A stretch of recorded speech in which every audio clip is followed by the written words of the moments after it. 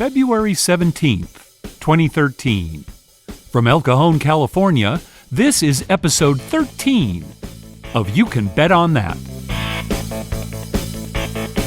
It's You Can Bet on That, a podcast for the recreational gambler.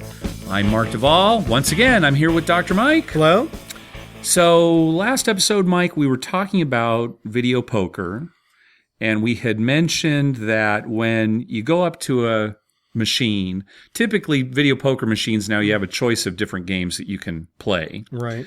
And we recommended that you compare the pay tables on some of the different games, on similar games, to see if one is better than the other. And when I say similar games, it's like, well, you wouldn't compare, say, Jacks are better to Deuces Wild. The games are just completely different, right? Right. But the example that we gave was Jacks are better versus Aces and Faces. Which is basically the same game. It's just the payout's a little different if you get four of a kind. Right, exactly. And specifically, we had played it at Harrah's Rincon, where they have 8-5 Jacks are better, and also 8-5 Aces and Faces. So the pay tables are identical, except on Aces and Faces, you get paid more if you hit a four of a kind that's Jacks, Queens, Kings, or Aces. Right. Otherwise, the pay tables are the same. So why not play Aces and Faces? And the basic strategy is similar. Right, very similar, yeah. So in real money, you actually benefited from this last time we had it at Harrah's. I happened to hit four Jacks. I can't remember, was I dealt trip Jacks? No, I think I was dealt a pair of Jacks. Yeah.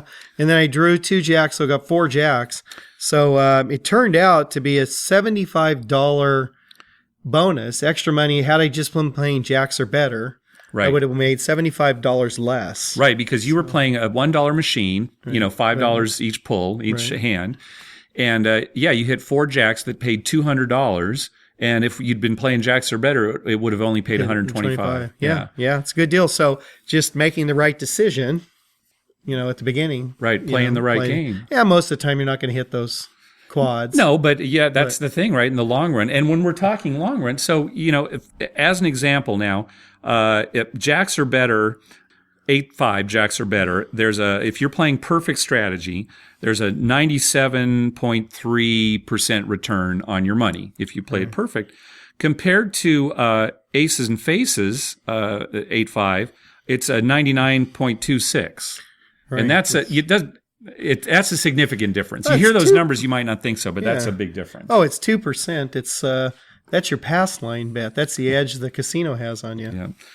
So you always want to watch for stuff like that. I think if Maureen O'Connor had done a little more research, picked her games a little bit better, she wouldn't have lost $1 billion. Right. Well, that was her problem, really. Yeah. Right from the get-go, she wasn't playing Aces and Faces. Picking the wrong game. Yeah. Gave her a brain tumor, too. That's the sad part. It's a lesson to be learned. We've been laughing about this week because the media is saying, she lost $1 billion. She won $1 billion and lost $1 billion. And that's pretty deceptive, very deceptive. I think to the general public, it's like $1 billion. No. It's not like she won $1 billion and, went or took $1 billion out of her bank account and lost it all. That's what they make it sound like. She might have run $1 billion through the machines. That's certainly reasonable because it sounds like she actually lost about 13 million, which is terrible, of course. But well, what's funny about that? I was at a party earlier today, and they were talking about it. And one of the gals there said that she watched last night a program where they actually explained what they meant by $1 billion. Oh, okay. Because there was so much controversy about $1 billion, and so she understood it better. That's good. But then she did go on to say, well.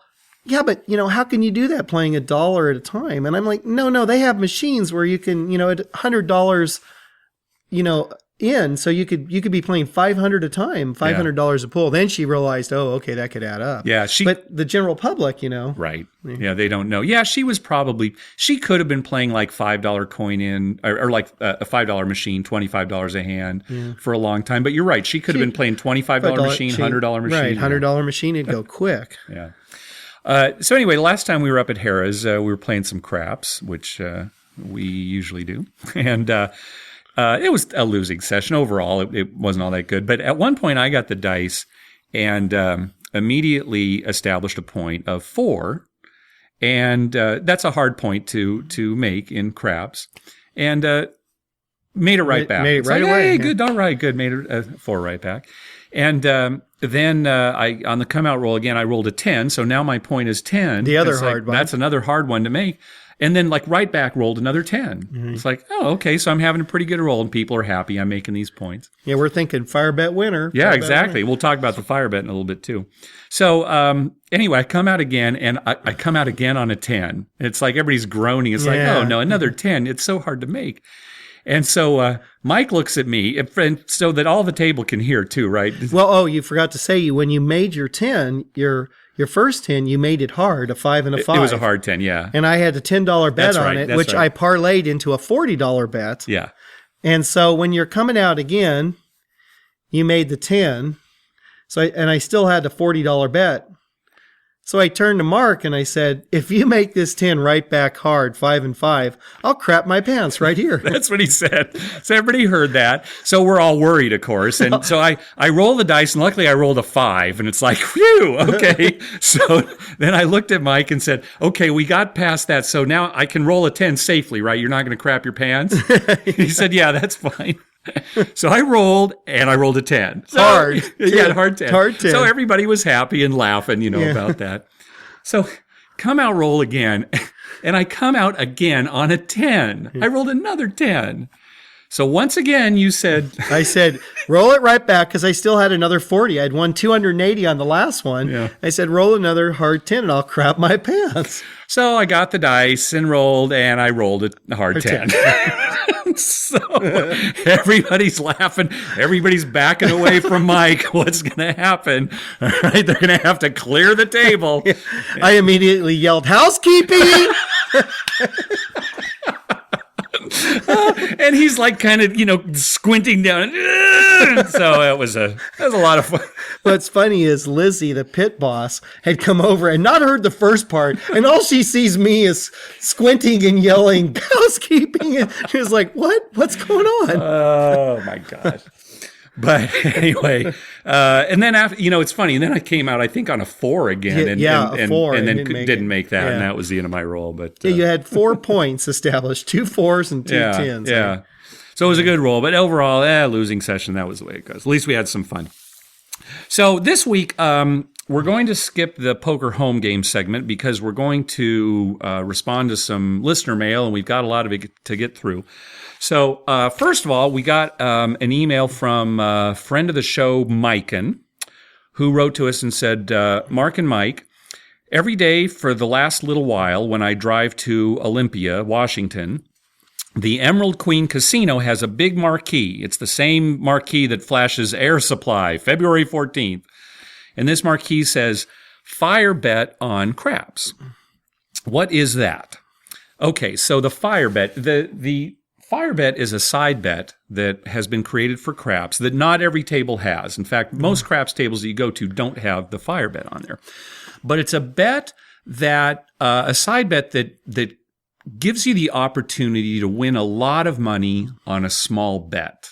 And that's the thing about a lot of table games. Craps, blackjack, you can't win a huge amount of money on a small bet, right? The most you can win on a blackjack table is basically 3-2 when you hit blackjack. And even on the craps table, the highest payoff on a standard craps table is 30-1. Right. So they created this bet called the fire bet that under certain circumstances allows you to win 1,000 for 1 on your bet. So if you make a fire bet for $1, you could win $1,000. You could win $1,000. And here's the way it works. So in craps, the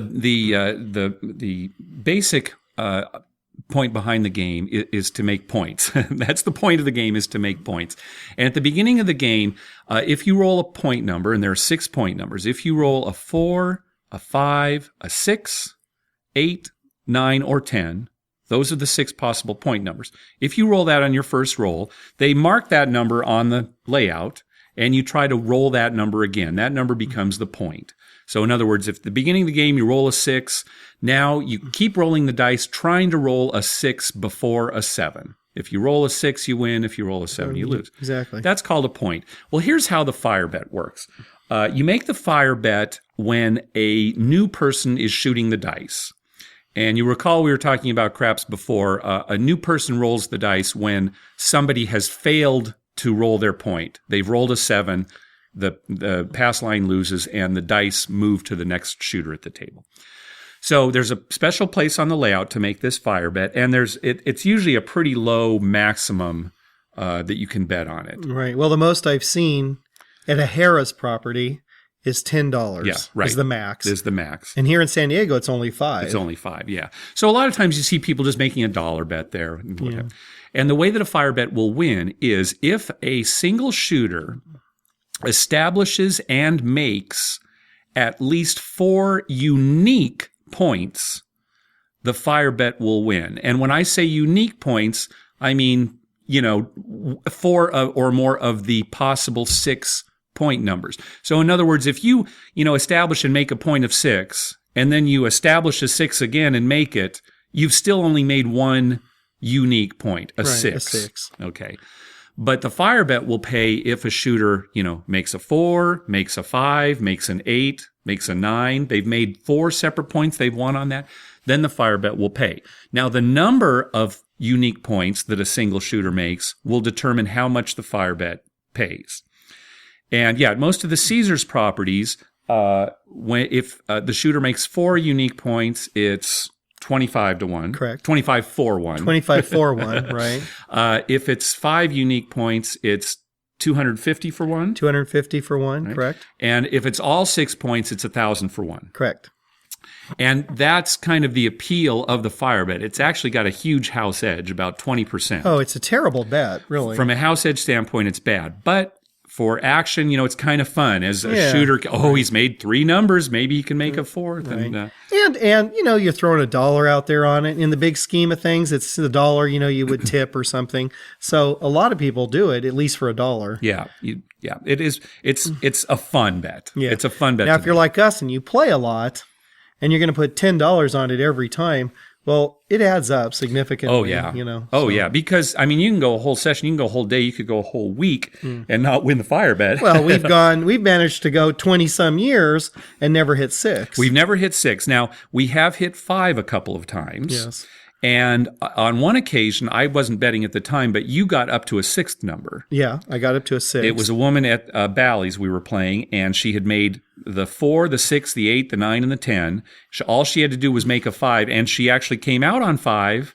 It's like, woo, here it comes. Yeah. But she couldn't make the 5. Yeah, a $10 fire bet. That would have been $10,000 win right there, 10,000 if she had just rolled another 5. But at the same time, she had rolled 5, so you won $2,500 on the $10. Yeah, you won $2,500, and she, and you won all the money you had made on the pass line and the other numbers. So, yeah, it was an outstanding roll. Now, some casinos will pay a fire bet if it's at least 3 numbers or more. And I prefer that, well, for obvious reasons. What they do is they pay off if 3 numbers hit, and then for some of the higher numbers, like if 5 numbers hit or 6 numbers hit, the payout's not as much. That's how they kind of make up for it. One of the tables that, and I think this is what they pay out at some of the MGM properties. We saw this at Mandalay Bay at least. Right. It was 7 for 1 if it was 3 numbers, 30 for 1 if it was 4 numbers. 150 for 1 if it was 5 numbers, and 300 for 1 if it were 6 numbers. Yeah, that's significant. Significantly less, but how many times do we see 3 numbers? A lot of times you see 3 numbers. Yeah. I wonder what they'd let you go to the max bet on that. We at Mandalay Bay, I don't know if you remember, it was 25. Was it 25? Yeah. See, now that's better. That's better. Yeah. And we see 3 numbers come up all the time, right? Oh, and like I said, we've never hit 6 numbers. Maybe it'll eventually happen, but right. Yeah. I don't know. See, I'm funny. I'd almost rather be paid more on the 6, even though I've never hit it. It's just the excitement. Yeah. Even sometimes when you get 3 or 4, you're thinking, okay, this could be it. This could be it. Sure. And it does add a lot to the game. Because if a guy rolls 5 numbers, 5 points, or 4 points, you're already on a good roll, right? You've already made a lot of money. Hopefully you've already made money on it. If he's already made, 4 points, unique or otherwise, right? Right. Yeah. Well, anyway, thanks for the question, Maiken. We also got an email from listener Brian. He wrote in, "Hi, guys. I like your show. Keep up the great work." Thank you, Brian. I know you guys are mostly craps players, so I'd like to know what you think about dice setting. And by dice setting, he's talking about like dice manipulation, dice control, trying to get the dice to, come out to a certain roll. There's always a lot of drama related to this at the Wizard of Vegas site. Personally, I'm a non-believer, but I don't play a whole lot of craps. I'm mostly a low-limit basic strategy blackjack player and Pai-Gow poker player. My goal at gambling is to not run out of money before it's time to go home. And I'll tell you, if that's your goal, blackjack and especially Pai-Gow, I think that's a great way to go. Pai-Gow poker. Especially Pai-Gow. Because Pai-Gow poker, there's a lot of pushing. It's kind of a slow game, right, but you still have kind of the social aspect that is lacking from, say, slot machines or video poker. You're sitting with other people. Yeah. And, it's fun. It's a fun game. It's a fun game. It's interesting. I like you get to set hands. Yeah, exactly. I enjoy it for the setting of the hands. Yeah, it's fun. What's it going to be? There is some decision making. It's, blackjack is good too, but blackjack, once you know basic strategy, it's pretty mechanical. Right. What you're going to do on each. It's very hand. routine. In Pai-Gow poker, there's a little, should I split up these two pairs? Should I keep it together? Should I play the straight with no 2-card hand, or should I risk it and play, I will say this, if you're playing Pai-Gow poker and you're able to, make sure that when you have the opportunity to bank, and you can bank, like they'll let you bank. You don't have to put out like extra money or something like that. You can just bank with whatever you've been betting the whole time. Be sure to take advantage of banking, because when you're the banker, you win any hands that are the same. Yeah. Right. So if you have ace king in your 2-card hand and the player has ace king in the 2-card hand and you're the banker, you beat that. You beat take them. All ties. Yeah. Right. So that's good. So he was asking about dice setting, dice manipulation. So there is a fairly large camp out there that believe that with a certain amount of practice, that they can influence how the dice will be rolled, what numbers will come up on the dice. I think this group doesn't necessarily think that every roll, certainly that they can absolutely guarantee that a certain numbers come out, but in the long run, they can change the randomness of rolling a dice to have it come up 7 fewer times, or more 10s than normal. Do some kind of manipulation. And there is a lot of debate about that. And in fact, for a long time, Stanford Wong, who is a very respected blackjack writer, a lot of books on blackjack, thought that there might be some evidence to indicate that this is possible, that if people have the skill and practice enough, that it can actually happen. He has since changed his mind on the subject, and I think Mike and I both are in agreement that we don't think this is possible. Well, after 32 plus years of playing craps and, going through all phases of how I manipulate the dice, how I set them, how I roll them, fast, slow, set it on a 3-3, do this, do that. I got one thing to say, poppycock. Yeah. My feeling is that when you're rolling the dice, there are such small differences that you can't help but influencing the dice with that make a difference when they get to the other end of the table. In other words, you turn it just a little bit differently, uncontrollably, when it leaves your hand, that results in big differences when the dice get down to the table that just you can't control. Now, I'm not going to sit here and say that it's absolutely not possible, because you can't really prove a negative, but I certainly haven't seen any evidence that it can take place. And I would welcome anyone to come with us to Vegas. You can't do it in California, because here in California, all craps is card based. So even though a lot of casinos will let you throw dice, the rolls on the dice just determine what cards get turned over. So certainly there's going to be no dice manipulation, here. But I'd love for anybody to meet us in Vegas and, prove us wrong. That'd be great. Well, I'll tell you the thing about it.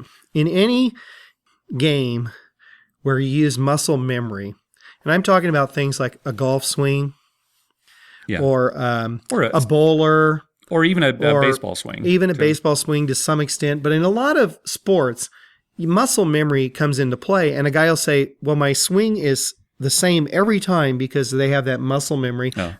So you could theoretically pick up the dice the same every time and go through the same rolling motion, the same thing. The problem is that when they hit a table, it's not like a golf ball dropping or a bowling ball hitting a certain point in the pins. When they hit that table, any fluctuation in the table, because the tables are manufactured. This table's different than that table. Right. Some have more padding. And I've even talked to dealers. I think we were talking to a dealer just a few weeks ago at Rincon. He was talking about one table there had a little more padding underneath the felt. Yeah. And the other one just had zero padding. Yeah. And so the bounce was different on each table. So he said, people throw them off this one all the time because it's got no padding underneath here.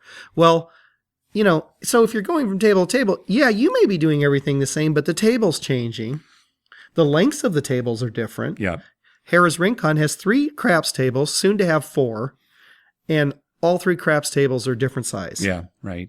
And my baseball suggestion, that's not a good example because the ball's coming at you a little differently. Right. But like you said, with a golf, where the golf balls, you could theoretically put it the exact same way on the tee, or bowling, like you said, right? Bowling, nothing changes. Nothing changes. Except you. Exactly. Right. So if you can control that, and there are bowlers who will hit it in the pocket every time, but they don't bowl a 300 every time. Right, exactly. And now we're talking about not a big bowling ball hitting big pins, but fairly tiny dice that may, it'd be hard just to hit the same spot within like a millimeter on the table every time, right? Exactly. And then you've got chips on the layout. Right. Right. So how do they account for the dice hitting the table and they roll a little this way, hit a chip, and roll another way? The chips aren't placed in the same spot every time. Right.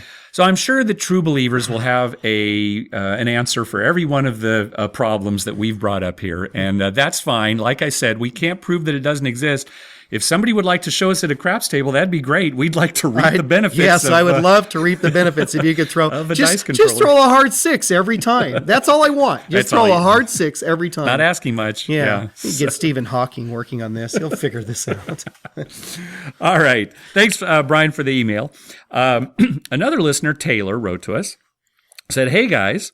I saw about your show on Wizard of Vegas forum, and I've been listening to your show." She says it's a lot more fun than another podcast that we won't mention. Let's go ahead and say something gambling related. No, that's fine. So he has quick questions. He says, "Dr. Mike, I've been enjoying listening about the 7 stars status. To be, how much do you go through to be a 7 stars? Tens of thousands or hundreds of thousands of dollars? And how much a year? Thousands, tens of thousands, or hundreds of thousands?" So, Mike, I'll let you take that one. Okay, well, it's funny because any rating that you get, any status that you get, there's 2 things that go into it. It's not just the amount of money you play, it's the time and the amount you bet. So your buy-in, could be very small, but if you stay there long enough, you'll get a good rating. So when we go out to Harrah's Rincon here in San Diego, there are people who are 7-star players who are betting the minimum on the table. They'll be on a $5 table betting the minimum every time, but they go every single day and play hours a day. They're there 7-8 hours a day. And I know I've talked to some of them, and their bankroll for a day might only be $300-400. And, some days they'll lose it all. Some days they'll win. Some days they'll get pretty close to even. But it's the quantity of time that they're there that makes them a 7-star. Now, me personally, we only go maybe once a week, sometimes twice a week. But we go once a week, and we play 5-6 hours, sometimes 7-8 hours. Yep. And so I tend to bet a lot more to make up for the time difference. Right. So I'm basically a $25 bettor. Yep. I'll take 25 on the line with full odds and go inside in quantities of 25, and I'll play the hard ways. And also, when it's going well, I'll bump it up and bet 50 a hand.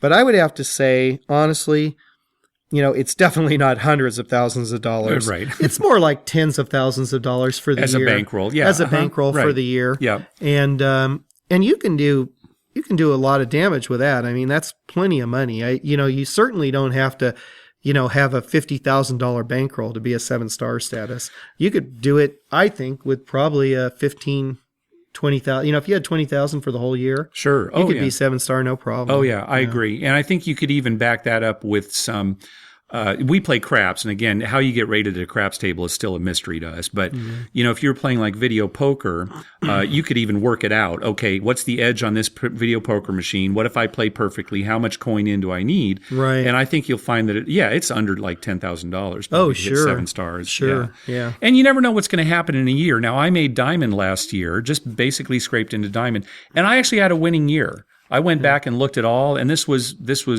pretty much all craps. There might have been some blackjack and other games in there too. But I actually had a winning year for the year and still made diamond. Right. So, anything can happen too if the luck goes your way. Of course, it could have gone horribly wrong too. And I could have Sure. lost a lot, but, Sure. Yeah. But I think more importantly is not the amount of money. More importantly than anything else, it's just the getting there, spending enough time, and staying within your bankroll. Decide ahead of time what your bankroll is, and just stay within your bankroll. And if you can leave every time and, be close to even or a little up or a little down, have no big beats, you'll be 7-star by half the year. Yeah. Now, you also need a casino close by, I would think, typically, right? Right, that's another. When we used to go to Vegas, even back in the 90s before we were married, and we'd go like, twice a month, even to Vegas. You weren't coming close to 7 stars at that point because we weren't out there as much. Right? It was the time thing. Yeah. So Taylor goes on to say, a more general question. I've only been gambling for a year, blackjack, $5 a hand, and I'm thinking about taking a trip to Vegas. In general, what do you think about playing $25 a hand to get comped rooms and food with a risk of losing thousands, or $5 a hand with a risk of losing a few hundred and paying for hotels, like, say, $30 a night at, say, Imperial Palace, which is now the Quad, which is like kind of the lower tier Caesar's location. Yeah. So my feeling, and you can chime in here too, Mike, but my feeling is that you should never be increasing your bets in order to get more comps. Right, exactly. I agree with that 100%. I mean, increasing your bet and risking losing more money to get a free room, it's not worth it. You can pay for a room. Right. And food. And food. You're going to my feeling is decide what level you're comfortable playing out up front. What you're willing to risk. Right. Make that your first priority. And then after that, take advantage of the comps that they give you. Right. Because if all you're doing is increasing your bet just to get the comps, then you're losing money, right? You'd be better off playing at a lower level where you're comfortable and just paying for room, paying for food, things like that. Exactly. And I think you'll find, I know for a fact, you will find that even at a lower level, let's say you're playing, $5 a hand blackjack and you've got a couple $100. Well, you can sit there for 2-3 hours with your couple $100, probably pretty easily. And at the end of a 2-hour or 3-hour session, if you turn to the pit and said, "Hey, can I get a free meal, food or whatever, buffet or coffee shop?" I mean, they're not going to give you the steakhouse, but they will give you food, and they will even give you food if you've been playing a half hour sometimes. Yep. And there's 2 secrets to that. Number 1, be congenial. Right. You get people who are, giving the dealer a hard time, or those kind of people. They're just not the kind of person you want to sit next to at a table. They're the ones that the pit's going to be less likely to give some food to. Right. You're congenial, you're nice, you're pleasant to the dealer. They'll almost every time give you food. Yeah, be nice. Get the attention of the pit. Make sure you sign up for the Players Club, of course. Right. Give them your card. Make sure, tip the dealer from time to time. Be very pleasant. Now, don't play for 10 minutes and then ask for a meal, because then that looks like that's all you're trying to do. But, like you said, if you've been playing there for an hour, ask the pit for a meal. And this is important too. Instead of just going to the restaurant and charging it to your room and then ultimately using some of the credits that you've accrued, like through Total Rewards, using like your reward credits, instead just ask, "Hey, do you think I could get a meal?" Right, because they'll write you a voucher which will not come off your Total Reward credits. Right. So you'll still have all your credits. And the worst thing that can happen is the guy's going to say, "Oh, I'm sorry, you didn't play enough." Right. They're always polite too. Yeah, say, we can't do that. Or he said, well, if you can't give me a buffet, how about, a voucher for the food court or something Right. like that. Or, if it's not working out, go to, a more of a sawdust joint, a lower class casino, Right. right? Where, you maybe $5 play goes a lot further. And, speaking of that too, $5 blackjack on the strip in Las Vegas might be a little hard to find these almost days, impossible. at a lot of the bigger places. But maybe you go to Casino Royale, right? And you play like $5 blackjack there, something like that. Play That for depends an hour. on the time. You might find a $5 or $10 table, somewhere like Imperial Palace on a weekday, on a Tuesday in the morning or something. Yep.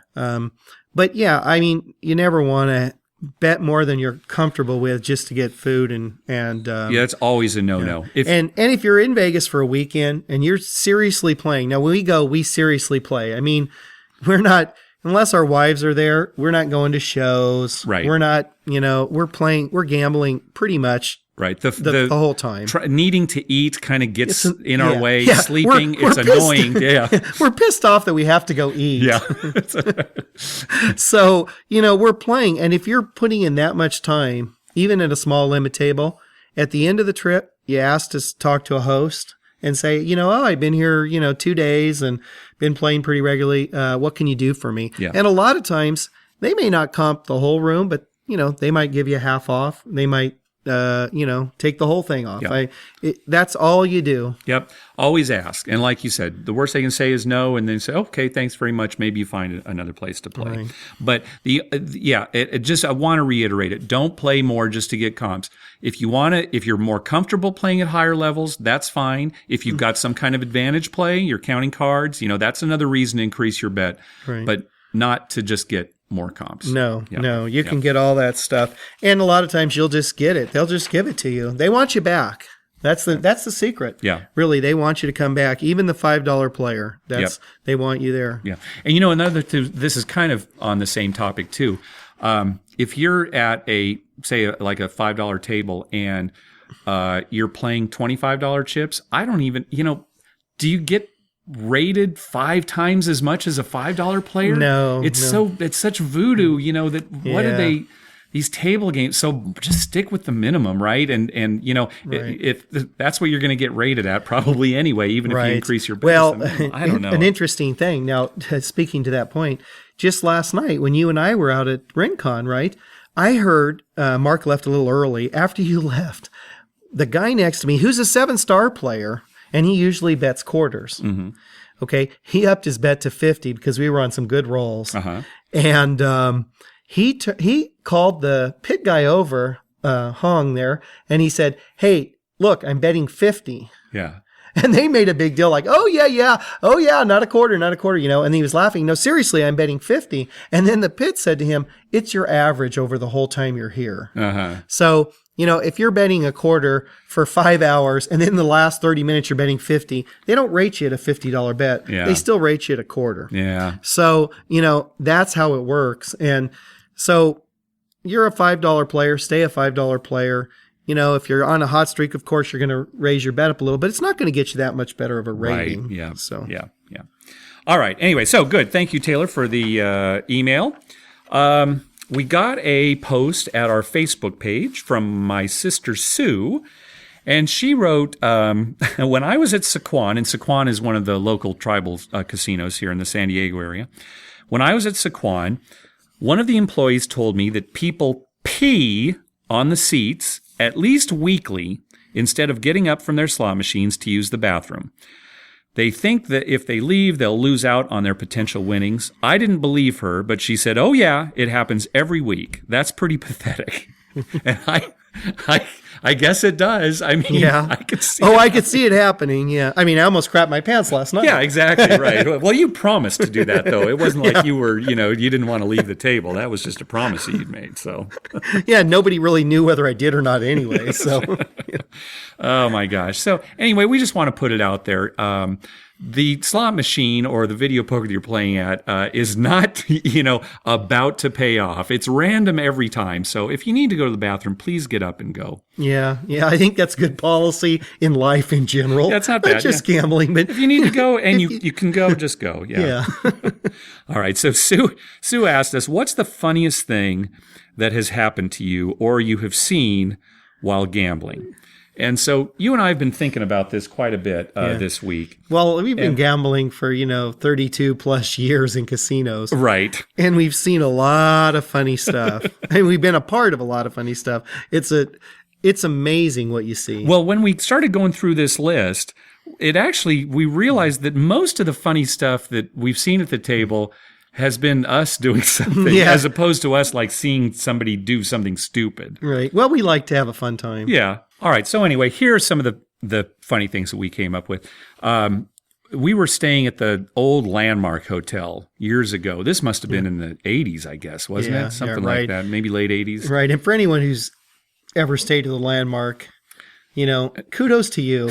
It was a dump. It was a dump. Yeah, it's funny because it's no longer there. They blew it up. But even when it went up, it was never like a quality hotel. But it was certainly cheap. I want to say it was ridiculous, like $13 a night or something. Yeah, it was very cheap. If you can put up with hearing the toilet 5 floors above you flush at 3 a.m., then you can stay there. And we were all in college, and so we had like 4 guys in a room, right? Mattresses off the bed, and trying these little tiny rooms, and it was like a circular. It was a tower, right? So the rooms were kind of oddly shaped. Yeah. Anyway, so what happened? We were playing craps there once, and our good friend Paul was watching. Were you and I playing at the table? Yeah, we were at the table, and Paul was watching. He's a blackjack player. Yeah. So anyway, one of the dice went off the table, and so Paul very, nicely went over to pick it up, get it for us, and he bent over and picked up the dice, and then just kind of stood up real quick, just kind of, like frozen, and he was just standing there. And we're like, Paul, give the dealer the die back. What's going on? Just give him the die, right? And he looks kind of odd and sheepish, right? And he came over. And everyone's looking at him like, what the hell? He's walking kind of strange toward us, right? And he, gives the die back to the dealer. He'd ripped his pants. He bent over and just big hole in the back. And we'd already checked out of the hotel at that point, right? Our luggage was in the car, I believe. So he had to get the keys to the car and go change his pants out in the parking lot. Oh, it's much funnier if you know Paul too, because he turned beet red. He does not like to be embarrassed. Yeah, that's one thing about Paul. He's as opposed to us. Love to embarrass ourselves. Oh my gosh. Another time we were down at the Golden Gate downtown, which is another dive, a cheap casino downtown. Yeah. And man, there were some old timers down there, and we were playing. This crotchety old man came up and said, give me a $10 no 4. It's a bet you can make on the craps table where you're betting that a 4 will not be rolled before a 7. Right. You're betting that a 7 will come up before a 4. The guy looked like he was about 99 years old. Give me a $10 no 4. So he threw out the $10 there, and the very next roll was a 4. Right? I don't know what he said. It was just a bunch of cuss words mixed together. Right. He's walking away from the table like he can't believe it. Right? Yeah, like he's never seen that before. And it's like 3 in the morning too, or 3 or 4 in the morning. It was just some 4. We were at the Mirage once, and this is funny in retrospect. At the time it happened, it's sort of strange. But it was kind of embarrassing. God. So this was back when Steve Wynn owned the Mirage, and we're at the table, and this guy comes up with a big wad of $100 bills and is buying it at the craps table. And the dealer's counting out the money, and they were very crisp $100 bills, right? You'd probably gotten them from the cashier, gone to the bank or whatever, and they're very crisp. And so the dealer said to him, "Oh, did you just print these?" As a joke. "Oh, did you just print these?" And the guy just went ballistic. You have no respect for players. I'm a friend of Steve Wynn. This is ridiculous being treated this way. And we're just rolling our eyes like, give me a break. It was a joke. And you hear that. That's funny is you hear that joke all the time. Yeah. People, every time you give them a crisp bill, "Oh, did you just print these?" It's a stupid, bad joke, but they do that. And he was so mad that, as soon as they cashed him in, I can't remember if he just took his money back or he took his chips away and he walked away. I turned to the dealer and he said, "Well, maybe he did just print those." Right? He's right. Maybe he's a counterfeiter and he got caught. More than likely, that's his like third buy-in of the day, right? Right. And he's pretty pissed off. I tell you what, 30 years later, they're probably still trying to get the stick out of his ass. Oh my gosh. That guy. Jeez. There was one other time, and this, I don't know, maybe you had to be there, but this was Mike. We'd just gone up to the table, and the craps tables, the stick men, they're always trying to get people to bet, the hard ways and some of the prop They're selling bets. the game. They're selling the game, right? And so the dealer said, "Oh, who wants a hard six?" And Mike yelled out, "Me!" As loud as I could. Kind of like, "Oh my God, really? They offer the hard six here? That's fantastic, me!" The whole casino turns around. Yeah, everyone turns around to look to see what the problem is. We went once with, I think it was, God, this was years ago. I think you were on this trip, but my wife was with us on this trip. And she's standing at the very end of the table. And there was the dice were coming towards us on this table. And the dice came, and sure enough, one of the dice popped up on the table and went straight down her shirt, right? Which is kind of funny. She said, though, what was strange, though, was my wife was looking at the other end of the table, and she saw a woman at the other end with like this plunging neckline, right? You can see all this cleavage, and she's thinking, "Gosh, I wonder if dice ever goes down like a shirt like that," and then just all of a sudden, bloop, right down her shirt. This next story. I don't know. Should I have you tell it? You're the one who did it. It's we're at the craps table at Caesar's Palace, and this was years ago when they still had dollar chips that were metal. Right. It was for whatever reason, Caesar's Palace, back when you used to put actual coins into slot machines, the dollar tokens, they also used those metal dollar tokens at the craps table and at the blackjack table. Yeah, and at the blackjack table too, whereas most casinos had already gone to the plastic chips. Yeah, just a regular, chip that's the same as like a $5 chip. They're just these clay chips, right? But Caesar's for many years continued to use these metal $1 chips at the table. They've since changed, about 10 years ago? About 10 years ago or so, yeah. So anyway, we were on a good roll, and we were happy. It was probably late at night. I don't even remember the time of the day. Probably but giddy. We're having a good time. We're having a good time, well. And we're getting a little silly. So for whatever reason, I don't know, I decided that every time I got paid on a bet, I took one of those metal dollar chips and we were standing right by the pit, and I would win a bet. I'd take a dollar chip out of my thing and I'd throw it in the metal trash can next to me. So they just like cling, and it would just make this big loud noise as I'm throwing these dollars in the trash can. And this went on for a little bit. I had probably thrown $7 or $8 in there. And then the pit guy walks up to me and says, "Sir, you're going to have to stop that," in a real serious tone. And I thought, what? You should have just said, "Oh, that's how I tip." Yeah, that's how that's what you should have said. I mean, I'm just throwing a dollar in the trash can. I wasn't hurting anybody or anything. God. It was so stupid. It was pretty stupid. He said it so seriously. "Sir, you're going to have to stop that." They don't let you throw your money away at Caesar's. That's responsible gambling at Caesar's Palace. That's what they should. Caesar's Palace. We don't let you throw your money away. What does that mean? Well, we've had some problems at the tables. I was probably the reason they got rid of the metal chips. That's right. That probably caught on. They got rid of them, right? Well, we don't want people throwing these in trash cans. Let's change them. Can't empty these trash cans. They're so heavy. Oh, my gosh. All right. So our last story, once again, it was Mike. We were playing at Bellagio. And what were you in pain from some kind of? No, I was just trying to tie my shoe. All right. So anyway, Mike was trying to tie his shoe at the table. He didn't lean over to tie. He lifted his leg up to kind of. I was resting it on the rail, drink rail. You were right there, and then from behind, a cocktail waitress bumped into you. Right. Kind of shoving you and put you off. It was crowded. Balance. Yeah. Right. So, and I'm watching this. I'm right next to him. So you just went flying. I was trying to backwards. I was trying to stand up, but I was on one leg, and then my foot got kind of stuck in the rail. Yeah. So when I got bumped, I'm falling backwards, and sure enough, I took out the cocktail waitress and me, and we're both laying on the ground, sprawling, rolling around on the ground.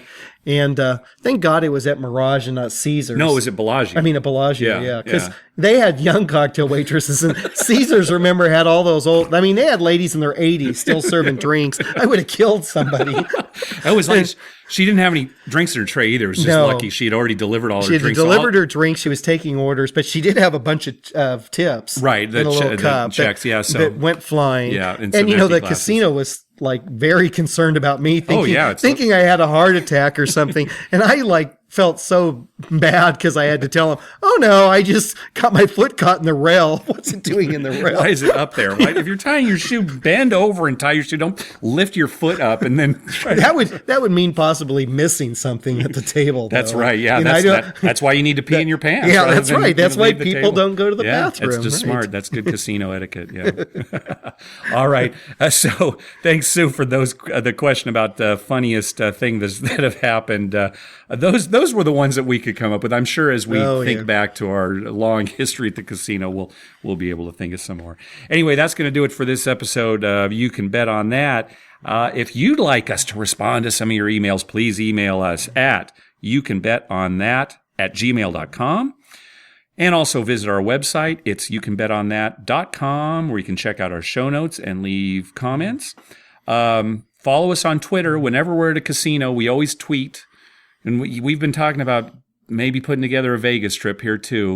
We're talking about it maybe soon. But whenever we do, we'll tweet. So follow us on Twitter. We're at You Can Bet on That. We also have a Facebook page where you can go and like us. It's facebook.com/You Can Bet on That. It couldn't be easier.